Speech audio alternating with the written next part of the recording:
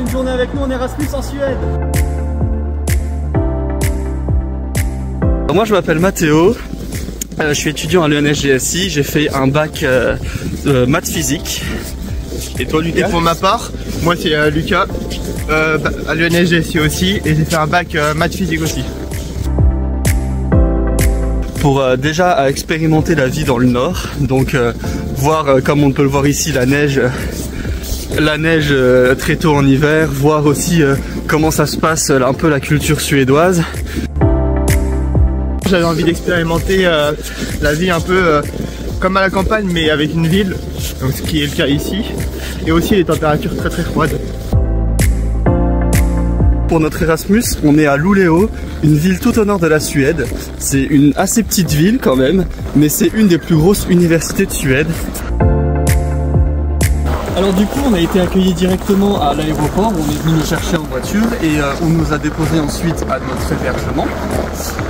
Ensuite s'est déroulé 1 ou 2 semaines d'intégration où du coup on a pu visiter la ville, en apprendre un peu plus sur la culture suédoise. Comme on peut voir ici, on est à Porto Garden, entre guillemets PG.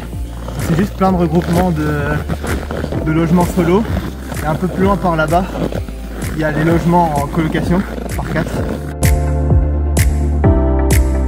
Ici, les gens sont vraiment gentils. Ils essayent toujours de nous comprendre, même si on a un accent anglais assez bancal. Ils sont toujours respectueux. Il n'y a pas de moquerie par rapport à si on est moins bon qu'eux ou quoi. Et ils ne le disent pas, ils essayent toujours de nous pousser vers le haut. On penserait qu'il serait tard. En fait, il est que 14 h. On va au cours au début d'après-midi. Sinon, pour parler du système éducatif, il y a beaucoup d'autonomie. Soit on peut aller en cours et suivre avec le prof, soit on peut le faire depuis chez nous. Il faut qu'on réussisse tous nos partiels. Il n'y a pas une note bien élevée qui peut rattraper une note plus basse. Il faut valider tous les cours. En dehors des cours, ce qu'on a pu faire, c'est déjà participer à certains voyages, comme le voyage en Laponie, qu'on a pu effectuer en décembre, où on a fait un petit peu toute la Laponie finlandaise, un petit peu de la Laponie norvégienne, un petit peu de la Laponie suédoise. On a aussi pu participer à certaines activités sportives. Par exemple, moi j'ai découvert le rugby sous-marin. Les premières aurores boréales qu'on a eues assez tôt quand nous sommes arrivés. Chaque fois on est allé pour 1 heure, 1 heure et demie de marche et on pétait la forme, on était toujours enjoué à y aller. Ça c'était vraiment marquant. Si on veut vraiment améliorer notre anglais, moi je conseillerais plutôt de partir seul.